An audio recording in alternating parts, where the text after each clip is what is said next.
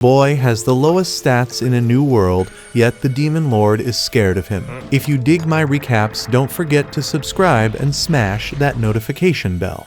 Under a heavy rain, the melancholic air contrasted with the heavy current of the aqueduct where a couple walked as if it were a beautiful sunny day in the park. As they approached the rapids, the man said this was the true man-eating river. Leaning on his arm, the woman beside him called out for the sensei to leave, so they tied a rope connecting their wrists, and thus the man declared they would be together forever. Suddenly, a runaway truck appeared on the muddy road and ran over the couple. On this day, a certain great author and his lover left this world. After this tragedy, the man woke up in an unknown sanctuary, looking around with a strange disinterest at his foiled plan. Analyzing the statue of an angel, he supposed this was the world we go to after death, a place with a rather Western style. However, a woman appeared and explained that this was not the destination for the dead. Introducing herself as the guide for those who descend to this world, she said her name was Annette. According to her, the newly deceased was chosen to enter this land, surrounded by darkness Zauberberg, to become a hero who must bring light and hope. Showing no motivation with what was said, the man realized that in other words, besides having failed in his plan to take his life alongside his lover, he was also brought to this strange place without his consent. With a slight laugh, he put his hand on his head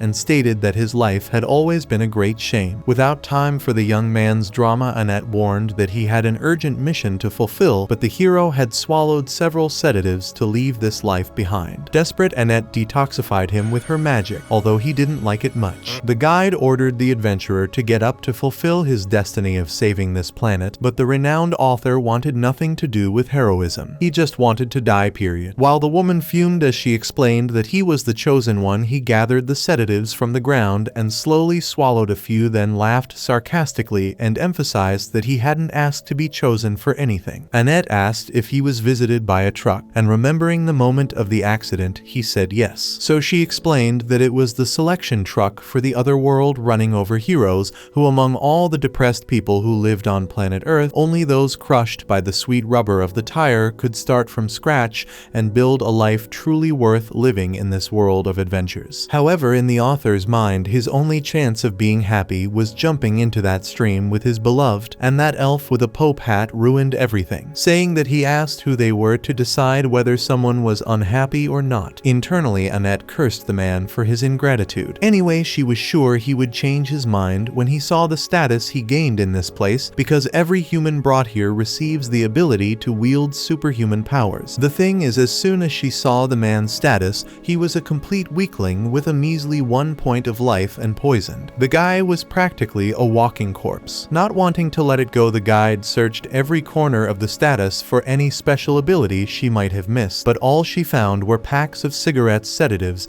and a notebook with a pen in the inventory. There was no way around it. The guy was indeed a human slime with lung cancer. Not that he was disappointed, as he had no expectations, but the author turned his back and announced that he was leaving. Feeling guilty, Annette grabbed his wrist and apologized for everything, assuming they might have brought him by mistake. Given that the guy was extremely weak, she made it clear that he would not survive in this world. Once again, he laughed and replied that this had always been his life, whether in his original world or now. Not wanting to leave the human adrift, Annette asked him to stay inside for now, as going out would expose him to the many dangers outside, but the sensei didn't expect to live. On the contrary, he wouldn't mind giving up everything to never exist again, saying that he turned and left while the guide watched with teary eyes, noting that this human was different from the others. There was a time when Annette took pride in guiding inhabitants from another world, welcoming people with open arms and getting excited to meet all kinds of folks from an alternate reality. Until one day she received an arrogant boy who was one of those employees exploited to the bone by his company, and the idea of becoming a hero went to his head. Arrogant, the kid bragged about everything he did, and every time Annette found herself praising the guy's performance without thinking that maybe she had become just a hero worshiper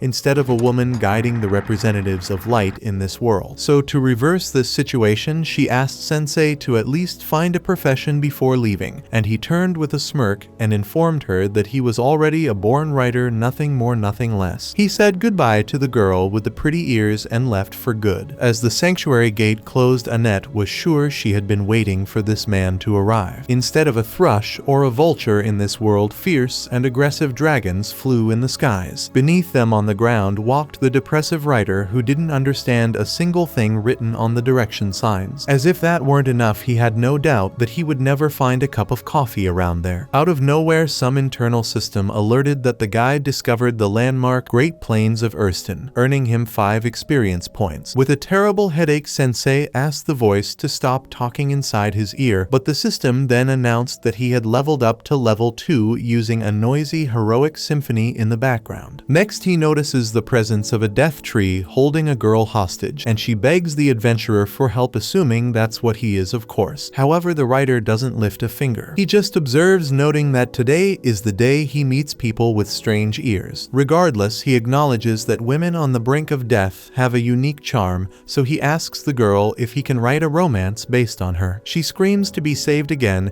and he finally realizes she needs help, so he stretches his arms up to grab her, but his height isn't enough. The girl asks if he has a sword or spell, but just as he's about to answer, Sensei is also grabbed by the death tree. At least he's relieved it's by the neck, because it cuts off his air supply. With little time left, he says it was a pleasure to meet her, but she doesn't feel the same. Pleasure is something they won't experience when the tree uses its suction to steal their life force. In other words, they have only a few minutes to live. Hanging by his neck, this is the news Sensei had prayed for. As he feels weaker, he sings the song, "I Have to Go Now," until his neck bends forward in his final moments. An ominous energy escapes his body, spreading through the death tree's branches until it consumes the entire structure, causing an explosion that frees the prisoners. While Sensei laments not having died, the system announces that 300 damage was inflicted by the adventurer's poison. To make his headache worse, the symphony returns to announce another level up. Curious about all this, the cat girl asks what his deal is because he pretended to be weak, yet after what just happened, he clearly has some sophisticated tricks up his sleeve, but he doesn't answer her question. He just reflects that for the 5th time he asked for death and death did not come. In a way, he doesn't know who's winning this contest. The girl says she doesn't know why the guy is depressed, but she's happy he survived, so she thanks him for the help, invites him to her home, and asks the adventurer's name. He says he's called Sensei, and when the man feels his hand being pulled by the girl, he immediately remembers Seiken, who said the exact same thing the cat girl did when they were about to kill themselves. Thinking about this, he wonders if Seiken also came to this world while repeating his beloved's name over and over. Thinking the guy is calling her by that name, the cat girl tries to correct him by telling her real name, but all Sensei does is repeat Seiken's name. With the arrival of the breeze, the writer finds a reason to live amidst this insanity. Come what may, he will find Seiken wherever she is. With the red string tied around his wrist, he intends to reunite with the woman of his life so they can continue the plan that went wrong last time. Meanwhile, Annette prays to the gods of Zauberberg to protect this adventurer, hoping to meet him again one day. Contrary to her expectations, her wish is granted sooner than she imagined because it was Sensei opening the door at that very moment. Excited even though she met the guy 20 minutes ago, she runs to him like he returned from war after 4 years of marriage until the cat girl shows up behind him, killing the mood. Not wanting to be involved, Sensei announces he's looking for a lady named Seiken, making the guide go crazy with each new woman entering the story. Whether malicious or not, Annette says she has no idea who that is, so Sensei sets off on his quest without a single clue. The cat girl reassures him that she's sure the lady is somewhere around, and since it's still a long way to her house, she invites her companion to make a stop in the city of Roth Castle. With that, she pulls Sensei by the arm, and Annette immediately shows up to teach the feline a lesson, saying it's absurd to hold a man's hand in public. Confused, the cat girl asks why this woman is following them, but the guide has no answer. With that, the short girl assumes Annette has her eye on Sensei, driving Annette crazy, trying to justify herself in every possible way, emphasizing that her job is to guide the inhabitants of the other world. Hearing this, the cat girl discovers Sensei is not from this planet, which explains why he's so strong. Annette is confused because his stats say otherwise, so the girl explains that Sensei killed the Tree of Life with a single attack and saved her life. Imagining that her rescue created an intimate bond between them, Annette starts feeling sick with jealousy, kneeling and exuding a dark aura while cursing the cat girl. Ignoring the drama, Sensei finds a perfect bed for himself and announces he's going to take a nap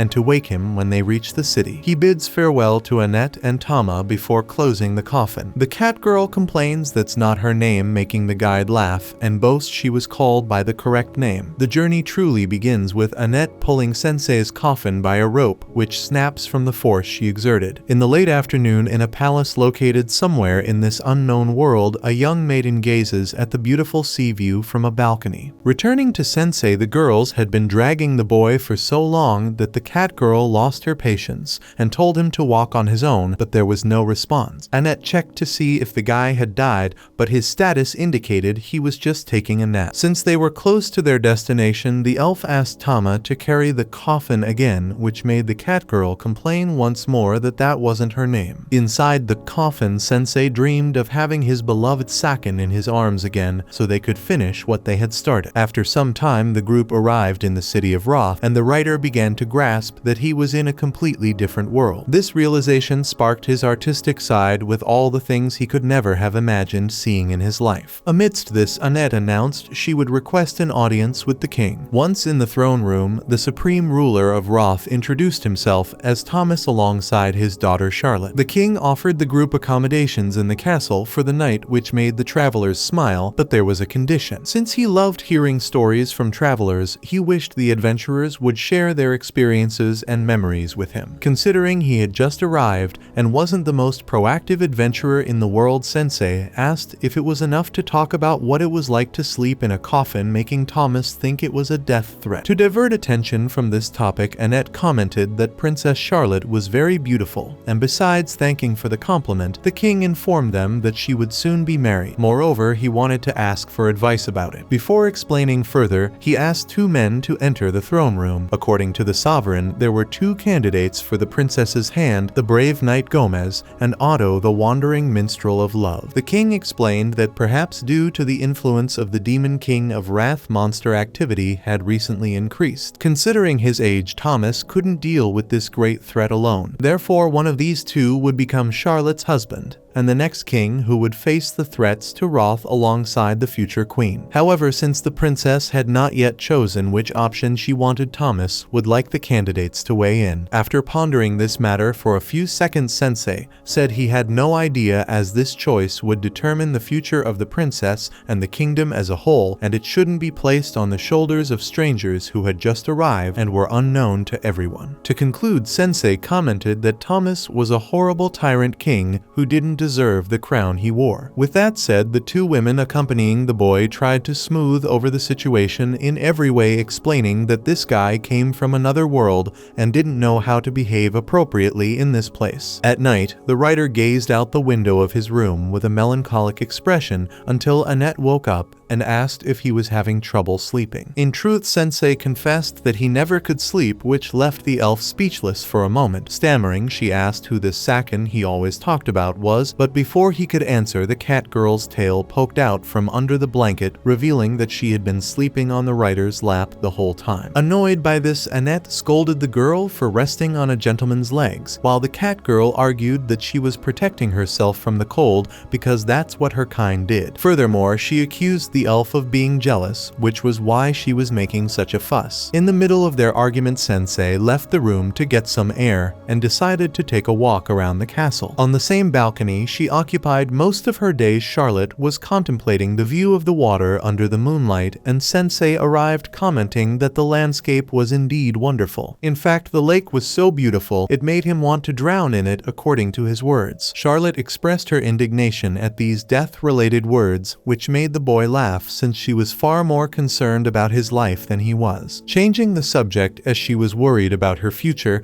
and the fate of the country, the princess confessed she couldn't choose between Gomez and Otto. The knight, although he had recently arrived in the kingdom, was already beloved by everyone and had become an authority among the soldiers, earning the king's trust. The girl thought she should choose this warrior for these reasons, but on the other hand, Otto was her childhood friend. Whenever she felt depressed, the minstrel sang songs that soothed her soul. Upon hearing this, Sensei noted that Charlotte was a kind girl who cared about her father unlike him. The author's life had been a complete disaster with multiple suicide attempts deeply affecting his parents. Throughout his existence, Sensei had never asked anyone to choose how he should live. With that said, he believed the princess should decide for herself what she truly desired. The next day, the king gathered the group of travelers in the throne room again so they could witness his daughter's decision about the marriage. Annette remarked that for the good of the kingdom, surely the young woman had chosen Gomez, while the cat girl thought the musician suited the princess better. At that moment, Thomas asked his daughter to stand before the chosen man and make her vows. She slowly walked up to Sensei, took his hand, and declared that she would end her life with this man. Everyone around was shocked by the declaration, and Annette even fainted. Charlotte explained that as she had said the previous day, Otto sang songs to her when she was feeling depressed. But when she thought about it, she realized he also appeared when she was fine, even annoying her all night with a new song. Besides that, she didn't want to marry Gomez because the guy had a bit of a strong smell. Desperate, Thomas approaches his daughter and urges her to choose one of the men offered to her. However, his daughter stands her ground and condemns her father's attitude, pointing out that he wants to force her into marriage without even caring about her opinion. In truth, the girl didn't even want to get married, but no one considered her feelings in one of the most important decisions of her life except for the traveling writer. Sensei was the only one who listened to the princess and asked what she wanted to do with her life. In the midst of this, Gomez reveals why he didn't have a pleasant odor, as he removes his armor, revealing himself to be a minotaur, a servant of the demon king of wrath. The monster's initial plan was to ascend to the throne by marrying the princess and then delivering her to his master. But his true identity was discovered. Sensei asks the young woman if she realized the man was a monster, but she had only sensed the foul smell coming from him, nothing more. Embarrassed by the conversation, the Minotaur puts an end to the insults and declares that he no longer needs to ascend the throne, so he will simply kill everyone. As the cat girl tries to wake Annette, the kingdom's guards attack the monster, but they are all easily defeated. A pillar destroyed by the monster's punch almost falls on the elf, but the cat girl saves her just in time. Not taking it lightly, she counterattacks with a knee to the giant bull's face, showing that she won't be defeated as easily as the soldiers. Otto plays a melody called Song of the Nameless Hero, making the cat girl think she was being empowered, but the music was useless, merely adding to the fight's atmosphere. Speaking of which, the Minotaur attacks his opponent with his horns, but she dodges and strikes the bull again. Despite the initial advantage, the cat girl is hit by the enemy's horn, which was extremely strong and sharp. Taking advantage of this weapon's power, the Minotaur announces he will gather all his strength for the next strike. Sensei interrupts the fight by calling the monster a little cow and asks him to kill the kingdom's newest couple first. After all, the princess had rid herself of her idiotic father, and the little cow's fantastic horns seemed the most stylish way to reach the afterlife. Everyone around is shocked by the man's stance, except the Minotaur, who would gladly do as asked, then kill the king, everyone in the room, all the kingdom's citizens, and finally set everything on fire until nothing remained. While Charlotte seems distressed by this statement, Sensei responds that it's fine with him because he won't be alive anyway. Thus, the Minotaur wishes the couple to enjoy life after death and charges at them. However, on the brink of death, Charlotte gives up on the idea and, crying, decides to live and protect the people of this kingdom. Hearing this, Sensei comments that the princess was as kind as he imagined and then pushes the girl out of the horn's path, saying she isn't fit to be his death partner. At this moment, Annette awakens and conjures a strong light barrier that blocks the Minotaur's passage. The elf declares she will never let Sensei die as long as she's around. Besides blocking the attack, the level 18 cleric manages to destroy the enemy's powerful horn, and this time even the cat girl is impressed by her colleague's talent. Calling the cat girl Tama once again, Annette asks her to do her part, so Tama charges at the giant bull with a wildcat strike. The force of this power was so great that it sent the massive creature outside the castle, devastating the wall and throwing him into the lake. When the adrenaline subsides, Tama turns her face away from the elf, awkwardly thanking her for saving her life. Annette smiles and says the same, also thanking her for being saved by the cat girl. Behind them, Otto announces he will turn this friendship into a song, but Tama tells him to run away. While Charlotte watched the landscape she loves through the hole in the wall, her father kneels before his daughter and begs for forgiveness for not considering her feelings at such an important moment. In tears, the king implores the princess's forgiveness, who touches her father's shoulder and says that from now on she wants to be heard regarding the kingdom's problems and her life as a whole. With that said, the two embrace lovingly and cry together in reconciliation. Sensei observes that he failed to die once again. A day later, a soldier alerts about the arrival of monsters near the south gate, so the queen orders her royal guard to exterminate the threat. Sitting on the throne with her crown, she remembers that the kingdom must be protected and relies on her men for this. Then all the soldiers bow and exalt Her Majesty Queen Charlotte. Dragging Sensei once more, his two companions comment on the princess's audacity in becoming the ruler of Roth, but worry about a 16-year-old girl having to deal with the challenges of governing a kingdom and its people. Overhearing the conversation, Sensei comments from inside the coffin that the girl chose this for herself, so they shouldn't worry about anything. Finally, he notes that women on the verge of death are beautiful, but those who rise on their own are equally wonderful. Speaking of which, as the writer is dragged, Tama asks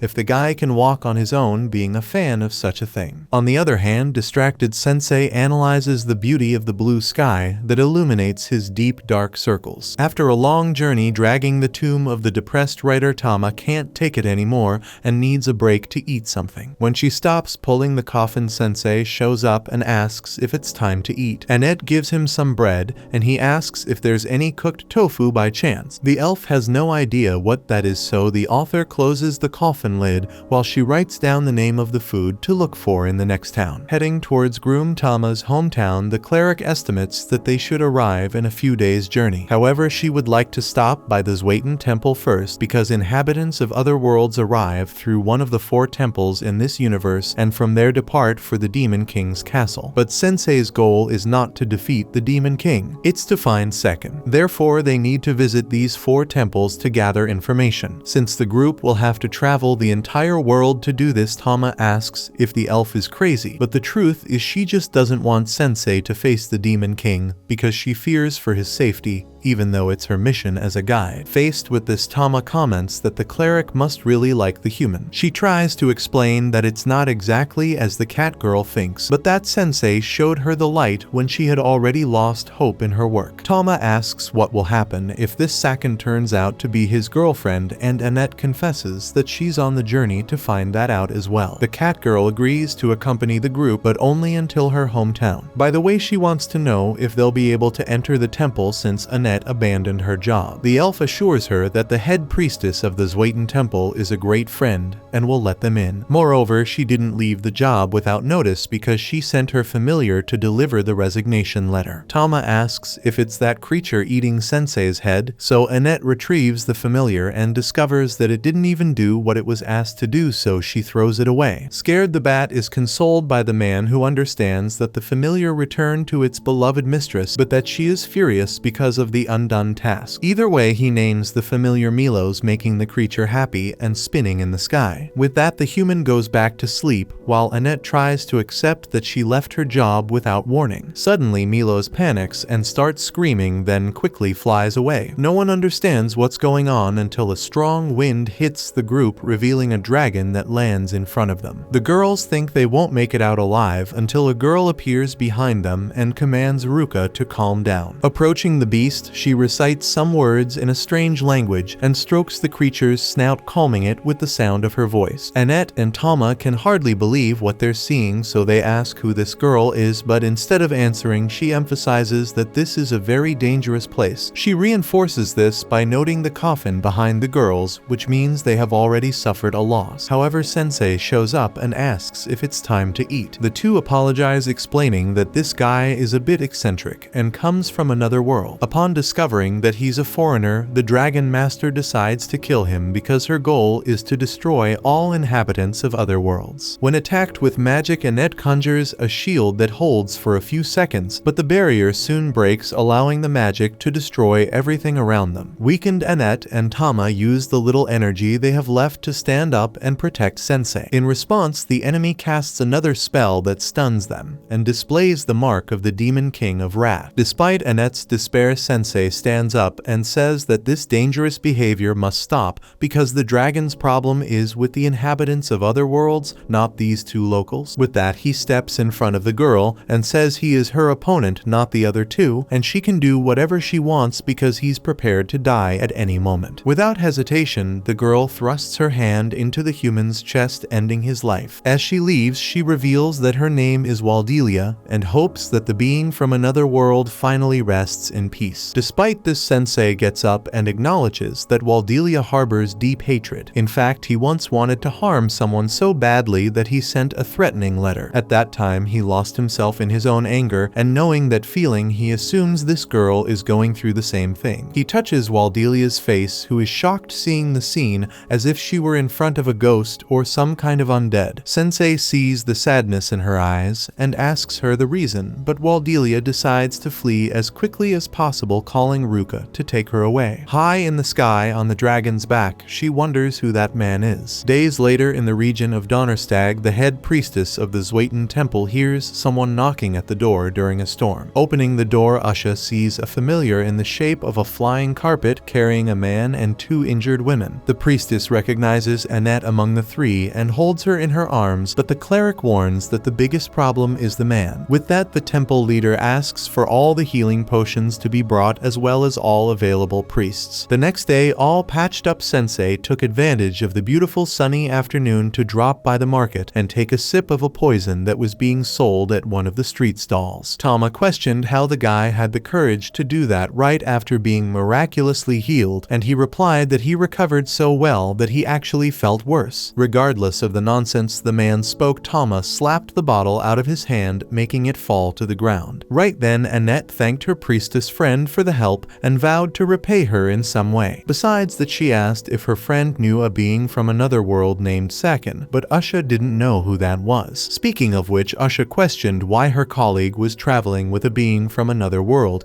especially after leaving her job without notice. Either way, the priestess was relieved to hear the news because she always thought Annette was too pure for a job like that. However, traveling with a transferred human is very questionable because transferred ones are known for their dubious character, especially when they receive the gift to face the Demon King. These powerful abilities usually go to the humans' heads, making them extremely vain and egocentric. In the meantime, out of nowhere, a rapper named Kotaro invited the elves to have fun with him while he dropped a contagious flow. His super powerful ability is mass production, which multiplies money infinitely, and he was willing to spend some of that cash on them. After kicking the rapper out rudely, Usha used that human as an example to illustrate what the transferred ones are like, but Annette explained that Sensei is not like the others. About that, Usha already knew just by looking at the guy's face, because it was certainly the face of a destructive man, and she believed that this human would ruin her friend's life if she insisted on traveling with him. The thing is, Sensei changed Annette's life, and she understood that she wouldn't be who she is now if she hadn't met him. Speaking of the devil, Sensei showed up asking for money to buy medicine, and while dropping a bunch of coins into his hand, Annette emphasized that this guy is not destructive at all. Despite thinking that he had already destroyed Annette herself, Usha questioned what gift this transferred one had, assuming it couldn't be much since their group was defeated easily. Then her friend explained that he had no power at all, but still he risked his own life to save her and Tama from the Demon King of Wrath. In shock, Usha wanted to know what story that was because the Demon King of Wrath had been destroyed by another transferred one a week ago. Meanwhile, in a dark castle, a man told a dragon that it could bark all it wanted because its master was not coming back. Sitting on the beast master's bloody throne, the man said he had already dealt with him. Near the castle, Waldelia assumed her father was inside. Upon hearing that the Demon King of Wrath had already been destroyed, Tama was also shocked, and Annette thought that this would finally bring peace back to Zauberberg. The Catwoman celebrated, but wondered who that girl with the dragon was then. Moreover, Sensei himself had arrived a week ago, and if the danger had already been eliminated, it wouldn't make sense to bring another transferred one here. At that moment, Sensei tore up the papers he was writing on and lay down on the ground, asking the girls to write on his tombstone, "Here lies a writer who doesn't write." Tama asked what he was up to, and Sensei explained that he had tried to translate his experiences in this new world into words, but had so far failed to write anything, and that was driving him to despair. Rubbing her hands, Annette asked how the author described their first meeting meeting, but froze upon learning that the guy hadn't mentioned a word about her. On the other hand, when he met Waldelia, he felt a wave of creativity, and for that reason he couldn't understand why he was stuck. Faced with this, Annette invited the guy for a walk around the city to relax a bit, as she had already been thinking about buying some things for him. Said and done, the elf dragged the human to the market and gave him armor the size of a giant because she didn't want him getting stabbed in the chest by some random hand anymore. Unable to walk inside the armor, Sensei received his helmet in the end. Annette asked him not to go anywhere without them, but he ended up staying behind when they continued on their way. Usha was passing by and got startled by the man in armor, so he explained that he was looking for new inspiration in the city. Taking advantage of meeting the writer, the elf announced that from now on Annette would stay with her, because the young woman trusted people too much and Usha was sure that the transferred one would ruin her in some way. Sensei said that the cleric was not a bird in a cage, so she could decide what to do with her life on her own. In the middle of this discussion, a transferred one appeared, drawing everyone's attention. Dropping the flow, Kotaro announced the arrival of the man created by the heavens to be above all, and his name was Suzuki. Soon the champion transferred one called the people of Vale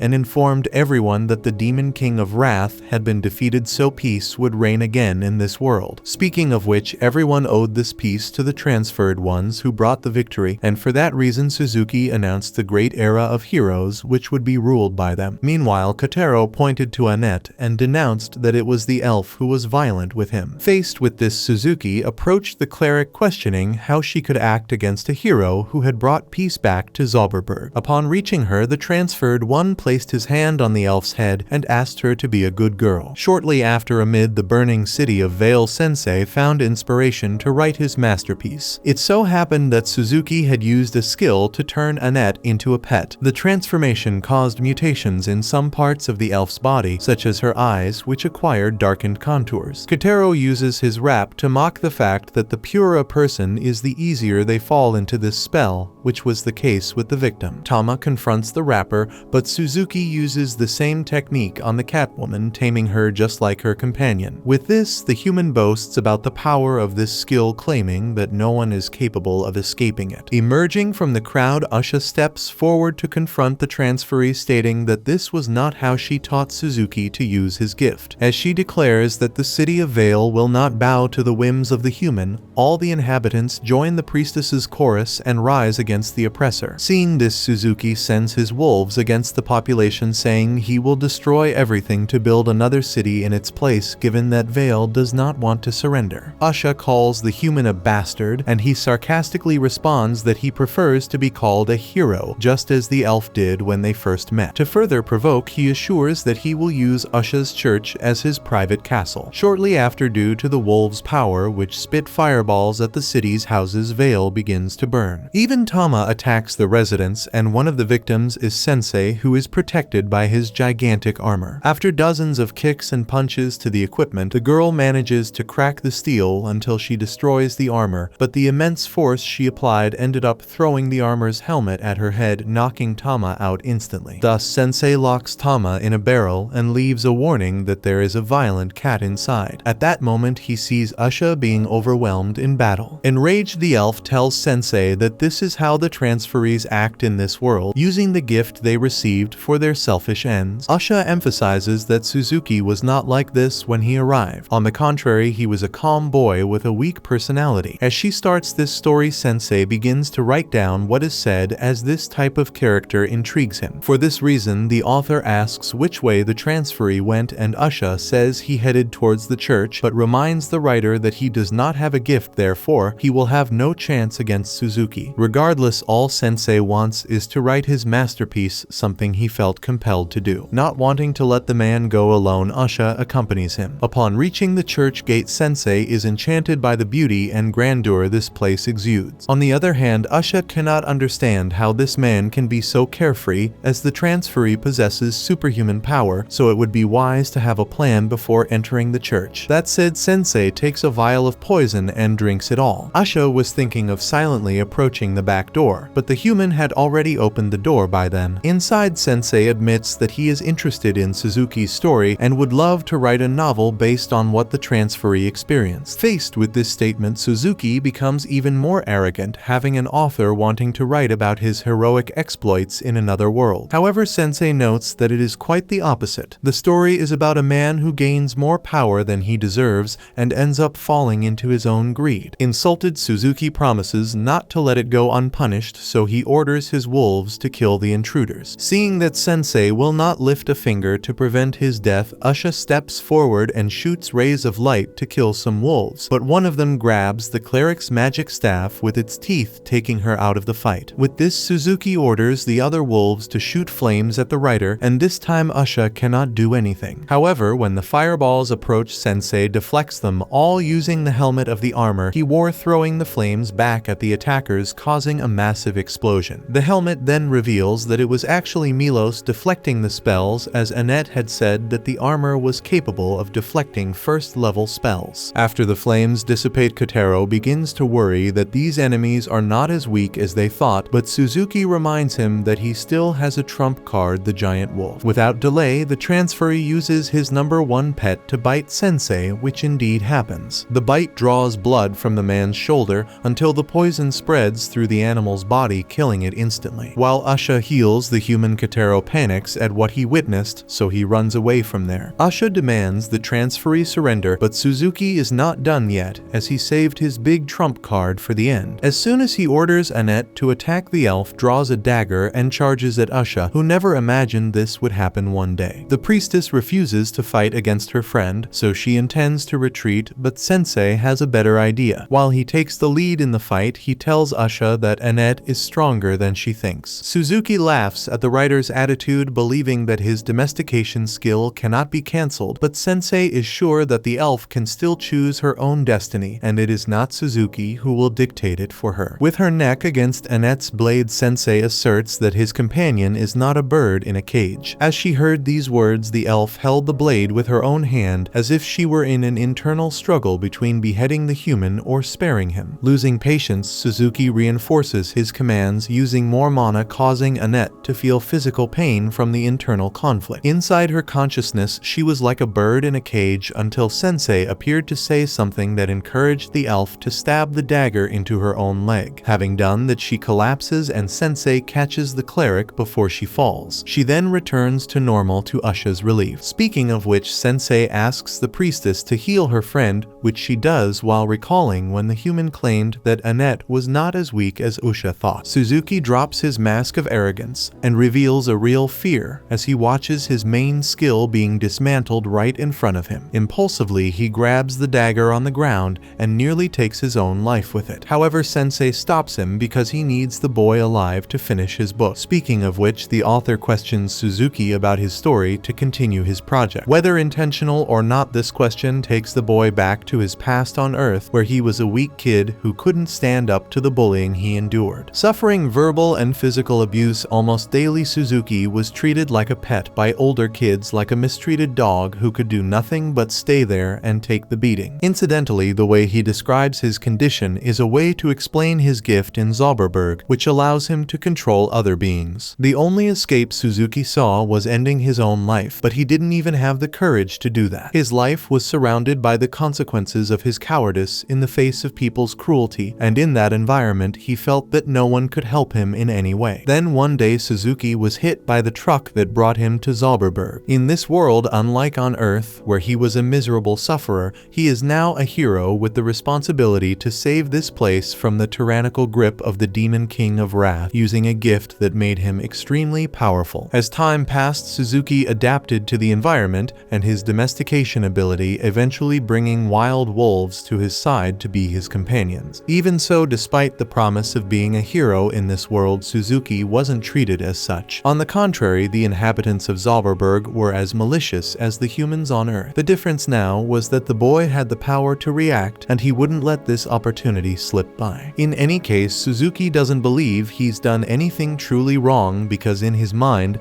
no matter which world he inhabits, he will always be a nobody without determination as he is now. After the transferred one tells his story, Sensei is satisfied to conclude his novel based on Suzuki, a weak man who hoped to live as a hero in another world but couldn't even become a villain due to his own weakness. That's why Sensei titles the book Failure in Another World. Sensei thanks the kid for providing the necessary content for a book, but he can't call this novel a masterpiece. For this reason, Sensei tears out one of the pages, creating a magical circle to summon transfer student. With the circle's power flowing in reverse, Suzuki is sent back to where he came from. Shocked by what she saw, Annette checks Sensei's status and notices that he now possesses the gift of writing, and Usha believes this might be a special ability only activated against other transfers, which could mean the author was brought to Zauberberg specifically to fight these humans who were supposed to be the heroes of this magical world. Frustrated, Sensei collapses to the ground, utterly dejected after failing once again to write his definitive work. In his mind, he wonders if he will ever find the person who will inspire him in the best way, but he's certain that day hasn't come yet. Watching the dramatic scene, Usha wonders who this guy really is. Finally, despite having caused the boy's return to Earth, Sensei asks what happened to Suzuki. In the middle of Vale City,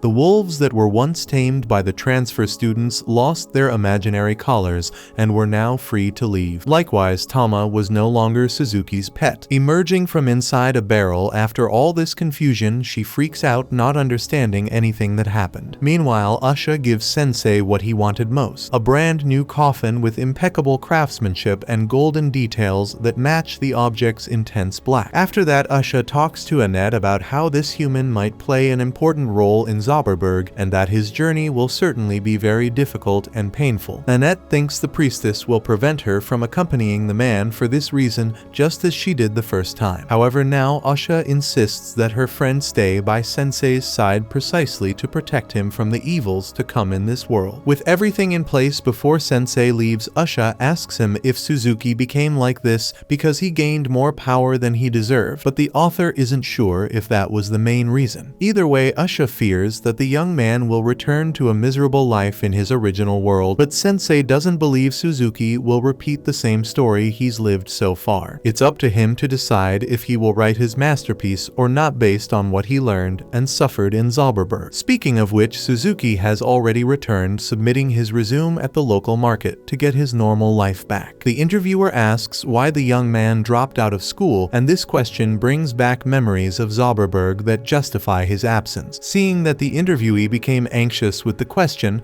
the man understands it must be a delicate subject and decides to give Suzuki a chance, asking him to start his new job tomorrow. As he leaves the market, the boy feels the cold of the snow along with the sound of the wind and extends his hands to appreciate the snowflakes melting on his skin. Meanwhile, in Sontag, a northeastern region of Zauberberg, the renowned Weiss Cathedral is attended by members of the Papal State, including Usha and Bishop Wolf, a clergyman bold enough to drink within the sanctuary. According to him, reality is for those who can't handle alcohol. On the other hand, the drink helps him endure the stinky dwarves he has to deal with every day, unlike his colleague who works with the demi in her jurisdiction. Suddenly, a servant of God with a strangely demonic appearance reminds Wolf that he shouldn't make such prejudiced comments in the Papal State. Being the first non-elf appointed as a priest, this goblin reached the rank of archbishop through exemplary work, which doesn't necessarily please all church members. Feeling provoked, Wolf points his finger at his colleague's face and asks if the goblin wants to switch jurisdictions with him, since he always gets the hardest jobs. The colleague reminds him that the tasks clerics receive depend on their behavior in the church,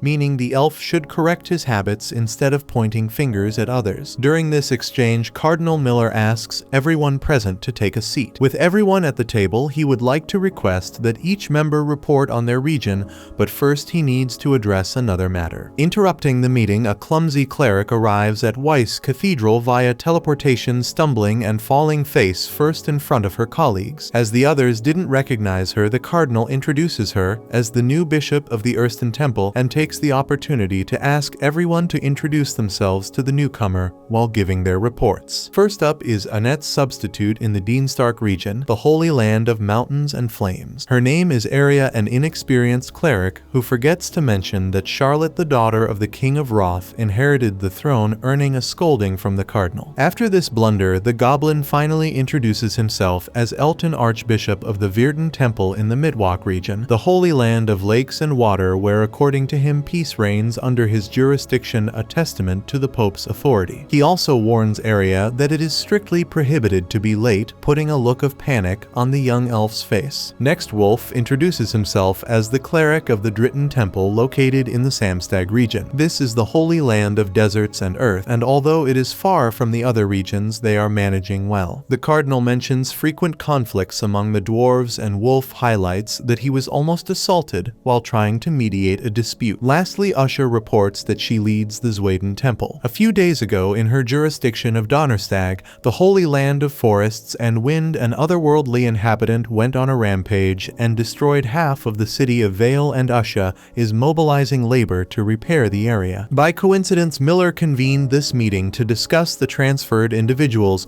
as the Demon King of Wrath was defeated by a group of these summoned humans. Consequently, the Pope decided to seal the magic circles that connect the other world to Zauberberg to stop the summoning of transferred individuals. With this news, Elton expresses joy at seeing his people free from the Demon King, while Wolf is glad to be rid of the humans. However, Miller announces that this story is far from over, as the 7 transferred individuals who defeated the Demon King of Wrath have taken the demon's lands for themselves. Recently, the Pope received a declaration from the 7 stating that they would use their power to transform Zauberberg into a utopia. This situation was a real blow to the Pope, who believed the transferred individuals were angels sent to save this world. These beings, once considered children by the papal authority, now see him as prey. In other words, a war has been declared between the transferred individuals and the World Church of Helsahan, as these true fallen angels begin to show their claws in various regions of the Free Kingdom. Likewise, Waldelia, the daughter of the Demon King of Wrath, cannot be ignored for possibly harboring a burning desire for revenge. In light of these events, Miller announces that Zauberberg has entered a new era, and it is the Church's mission to overcome these obstacles and maintain peace. Aria questions how they will be able to face such powerful beings,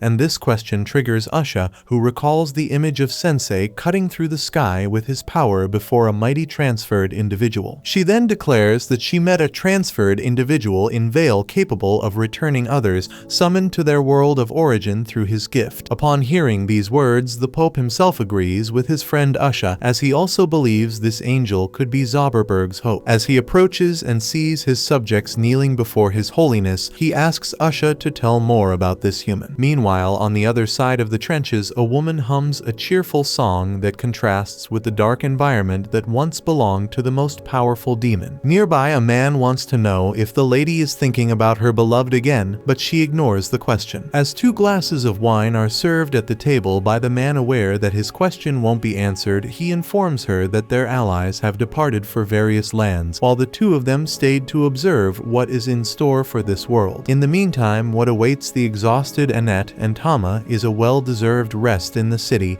they just arrived at before hitting the road again toward Grun. As soon as she celebrates the opportunity to sleep in a warm bed, the cat receives the news that she has leveled up to 17 from carrying the coffin, so much making her wonder if this is something to celebrate. Keeping an eye on the conversation, a kid points out the direction of the town's inn and offers any information that might help the travelers. Since they don't know the area, they sit with the boy to better understand their surroundings. First, he tells them about an organization called the Hero Introduction induction service, also known as the transferred order service, where people are assigned to accompany groups with little self-confidence and provide them with a safe and comfortable journey. By the way, it was the boy himself who created this service. Hearing this, Tama doesn't recall having a good experience with transferred people, so she can't help but show a sour face. The kid takes offense at the cat's disdain because according to him, the transferred are heroes sent to save this world. In fact, if the ladies hire this service, he can introduce them to a summoned hero right now for just 4 zinzenzenzengenicos. Tama is ready to refuse the offer, but Annette cuts her off, already handing the money to the boy. Tama reminds her that 4 zinzenzenzen doesn't grow on trees, but the elf thinks it's pocket change if it means keeping Sensei safe. At the same time, the boy makes a face like he's taken advantage and asserts that a life has no price because the dead man in the coffin is surely seeking his safety in the other world and would be smiling in heaven if he knew a hero was accompanying his 2 friends. With that said, Sensei opens the coffin and apologizes for still being alive, almost giving the boy a heart attack as he yells that the corpse said something. Sensei feels offended because although he wants to become one, he is not yet a dead man. Annette assures the boy that the man is a hero, but the kid doesn't think heroes look like zombified vampires. In any case, he grabs the 4 zinzenzenzen from the elf's hand and runs off, not without first saying his name is Nur. Despite looking like a scam, he promises to bring a real hero to the ladies. Tama thinks it's a good idea to have this so-called hero carry the coffin, but the cleric insists on keeping that task for herself. When night falls, the innkeeper is tired of having these people hanging around the reception, so she wants to know if they are staying the night or not. Annette says again that they are waiting for someone, although Sensei knows very well that the boy will not return. According to the author, that rascal has the eyes of an adult. Hearing this description, the rabbit girl deduces they are talking about Nur, the bigmouth, the most wretched and talkative little guy in all of Zauberberg. Upon realizing this, Annette is furious at seeing her 4 zinzenzenzen go down the drain,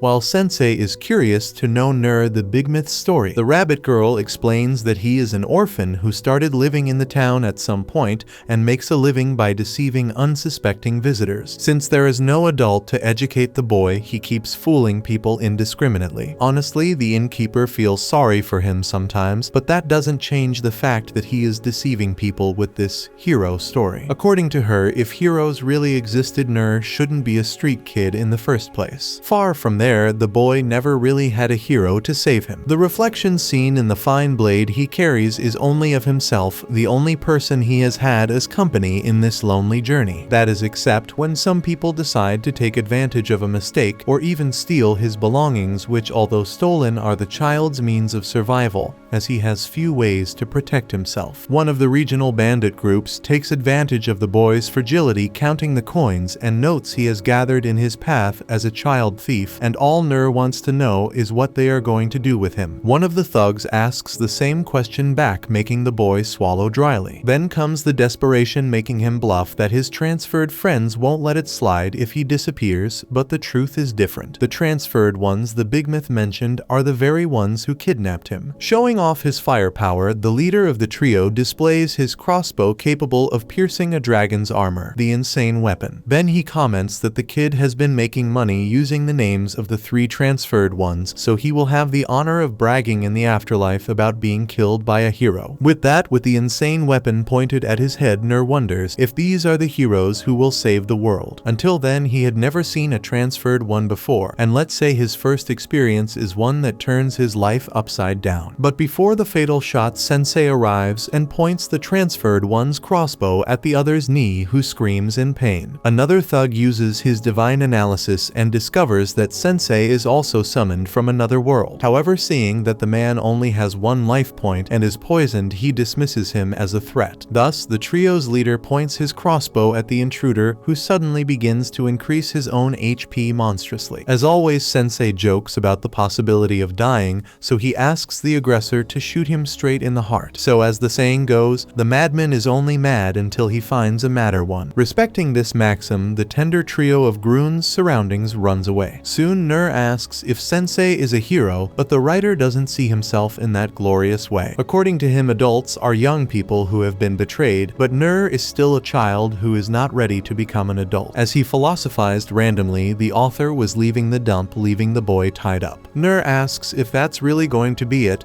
and in Sensei's silence we can assume it is. The next day, the group prepares to head to Grun, and Sensei is pure exhaustion after spending most of the night chasing off transferred ones. Annette is incredibly jealous, thinking that the man was sweet-talking with another lady, especially when he confesses that it was a very pleasant night. Suddenly, the big myth is shameless enough to show his face in front of those he robbed yesterday, but he assures them he didn't lie to anyone. As everyone remembers, he promised to introduce them to a brave warrior, and this hero is standing right in front of them. As Sensei walked, the desire to kick the bucket grew stronger. The urge was so intense that it scared the boy who desperately tried to alert their travel companions that the writer was on his last legs. They got the message, but continued acting as if nothing had happened since they knew the guy well. In fact, Tama used Sensei's brave hero facade to make him pull the living's coffin. After some time, they arrived at Tama's homeland Grun. The cat girl was delighted to be back and went ahead promising to get everyone inside. However, instead of being greeted with fireworks, as she had imagined, the local guards pointed their spears at the group upon seeing Tama and threw them all in jail. For some reason, Tama was separated from the rest, and assumed they were imprisoned because of that troublesome cat girl. He speculated she might have stolen from some noble, but Annette assured that Tama was no thief. Meanwhile, Sensei slept using Milos as a pillow until he woke up and asked the elf how people were executed in this world. The cleric refused to answer, knowing the man was fantasizing about the most beautiful ways to burn. Regardless, knew they needed to escape, so he started to get to work. In seconds, he picked the lock, and Annette was quick to point out that this wasn't a skill of a brave hero. On the other hand, Sensei placed a hand on the boy's shoulder, and expected a big compliment from the depressed author, but instead he wanted to know why the hell the loudmouth got involved in this. To the misfortune of some and the luck of others, the guards noticed the commotion in the cell and tied up the prisoners this time. Sensei questioned if there was going to be that cool execution scaring one of the soldiers. Soon they were sent directly to King Siberian of the Kingdom of Grun. Beside him, Minister Briard accused the intruders of committing serious crimes, with the punishment being execution. After all, according to Siberian, these intruders had kidnapped the kingdom's Princess Matilda. Suddenly, Matilda herself burst into the throne room and told her father once again that she hadn't been kidnapped. She had been visiting various nations to test and develop her martial skills and had met these people along the way. She asked Annette if what she said was true, and the elf, addressing Tama as Your Royal Highness, scared the cat girl but was just desperate to avoid the gallows. Anyway, Tama or Matilda asked her father to free the innocent, but the king refused, much to Sensei's delight. Unless, of course, his daughter swore never to act like a little girl again, but as a true member of the royalty like her mother La Palma. The princess thought about throwing a tantrum, but looked at her friend's situation and gave in, promising to improve her behavior. This meant she could no longer venture out recklessly, so this was goodbye. With that, Matilda left the throne room and the prisoners were released. Next, the group went to an inn to eat something after spending a few hours in prison, and showed he wasn't a loudmouth just when it came to lying, as he devoured meat like there was no tomorrow. After all, he wasn't used to eating something of this quality, so he couldn't be judged. As for Sensei, the author was even crazier after missing the chance to go to the guillotine, so he turned to sedatives. Mentioned that he had no idea Tama was a noble of this country, while Annette remembered the times she had been rude to the Catwoman, which is why she was scared when the possibility of the gallows arose. While serving more food to the travelers, the waitress heard them talking about Matilda and asked if they knew her, as her name was Kajika, and she had served as a lady in waiting to the princess in the palace. Said they had been traveling together until yesterday, when the king dragged the girl back to the castle. Taking advantage of Kajika's presence, Sensei assumed she knew what had happened between Tama and Siberian and asked her to tell him so he could record it in his notes. Whether she wanted to or not, he recapped his story with the cat girl and admitted she had a fascinating life. Annette reminded them it was dangerous to dig into a princess's past, while noted it wasn't wise to casually call the noble Tama, but Sensei didn't care if she was royalty or a barmaid in a shady Jinzabar. To him, she was still Tama, so Kajika agreed to tell what she knew. Meanwhile, Matilda recalled with humor how Annette and Nur reacted when they discovered she was a princess while Sensei acted as usual. The memories made her worry about her friends until she saw through the window a lone figure on the roof of a house. This person opened his grotesque mouth and invoked a power that devastated the throne room's roof. With the structure ruined, the king arrived with some guards and saw a man sitting on his throne lamenting that he had never tamed a demi-woman, though pleased that there were many of this race here. His name was Kaibara, one of the heroes who had killed the demon king and saved the world, though now known as the fallen angel of gluttony. Siberian knew well that this was one of the 7 fallen angels, as the World Church of Helsahan had warned, so he imagined this creature hadn't come with good intentions. With doubt, the king asked the obvious, and Kaibara announced that he had come to consume the entire nation. Immediately, Grun's soldiers stood ready, promising to prove why they were called a nation of warriors. However, as soon as they advanced against the enemy, the fallen angel of gluttony used his cursed mouth to devour the guards mercilessly, and with each bite that grotesque mouth took, the man was also fed. As he had imagined, demi-flesh was muscular and tough, horrible to eat. Although often seen as gluttonous, Kaibara is picky about what he eats. He's not after the tough flesh of a warrior from Grun, but rather the tenderness of a young demi-woman. Outraged, Siberian orders his men to stand back, leaving Briard worried that his majesty wants to intervene alone. As the king of this nation, the leader announces that he will not allow the angel of gluttony to leave here alive. Being level 56 and possessing the divine beast's fist, the revered Siberian steps in front of the enemy. Kaibara finds the concept of a warrior king interesting and tests whether this one truly lives up to the title. Summoning the dark abilities that earned him the title of Fallen Angel of Gluttony, the transferred one attacks the king of Grun with all his veracity. However, the seasoned warrior evades the threats with his immense skill. In retaliation, Siberian uses the thunder ability through his wild cat palm technique. Mocking the leader of these people, Kaibara pretends to be hurt as a form of disdain. Certainly, this ability would kill an ordinary man, but Kaibara had devoured golems that turned his body into armor itself. In response, Siberian removes his bracelets and clenches his fist to conjure his ultimate technique. Regardless, the transferred one shows no fear, so Siberian charges at his opponent. At the same moment, Tama appears and calls for her father. Kaibara quickly realizes he is facing a young demi,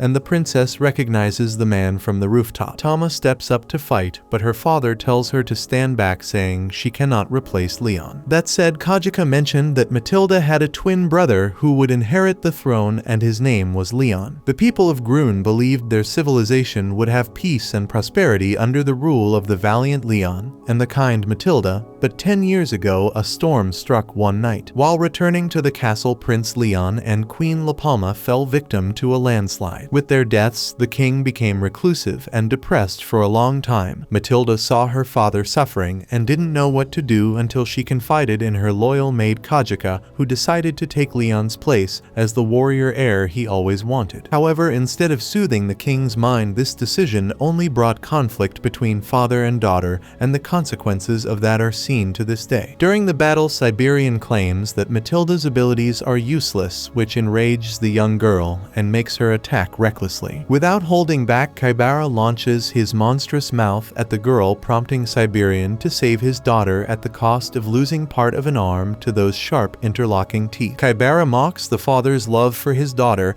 while lamenting that Siberian can no longer use his ultimate technique without the arm he just lost. The angel makes sure to emphasize that he has just chewed the king's limb. Tama furious charges at Kaibara again, so Briard grabs the princess before she can be killed and flees with her, now unconscious. Coincidentally, upon reaching the middle of the city, the minister encounters the travelers who brought the heiress and warns them that a transferred one is attacking Grun. At that moment, an explosion occurs, alerting the entire population. When everyone looks at the scene, the dust settles, revealing King Siberian chained and kneeling before all. Kaibara introduces himself as the new king of this land and announces that he will not be an oppressive ruler but needs to fulfill his desire to consume consume the demi-flesh living here, focusing on the weak ones. A commoner throws a stone at the transferred one, who swallows the demi without ceremony, causing panic among the population. Around the city, monsters prevented the inhabitants from fleeing,